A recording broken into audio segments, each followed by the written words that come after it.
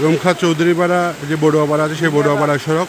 এখন ওই বড়ুয়াপাড়া সড়ক দিয়ে এখন সড়কের উপর দিয়ে নৌকা চলাচল করছে, আপনারা দেখতে পাচ্ছেন। আসলে এই পুরো রাস্তাটি এখন ভেঙে গেছে।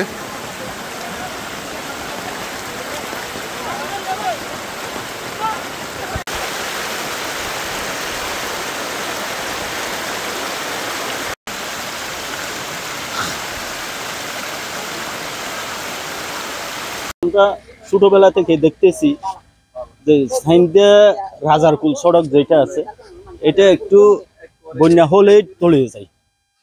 কালকে ওইখানে পানি ছিল কমপক্ষে 2 থেকে 3 ফুট।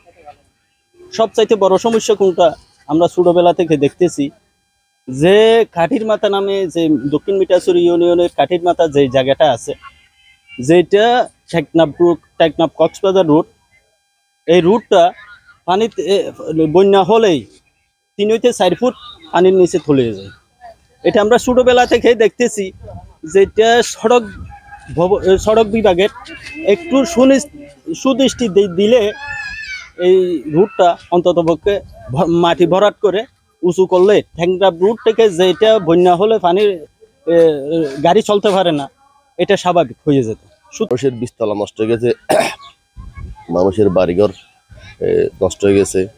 সরকারিভাবে আমরা গতকাল আমাদের এখানে উপজেলা নির্বাহী অফিসার মহোদয় ঘটনাস্থল বন্যা কবরতলা পরিদর্শন করেছেন এবং আমাদের এমপি মহোদয় খোঁজখবর নিয়েছেন। আমরা চেষ্টা করতেছি ক্ষতিগ্রস্ত মানুষদের পাশে দাঁড়ানোর জন্য আমরা চেষ্টা করতেছি।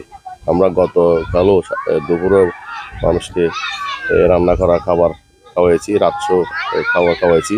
কোনো বাড়ি ঘরে কিন্তু রান্না হয়নি। আমরা হাজার খানিক মানুষকে খাবার খাওয়াইছি আপনার গতকালকে।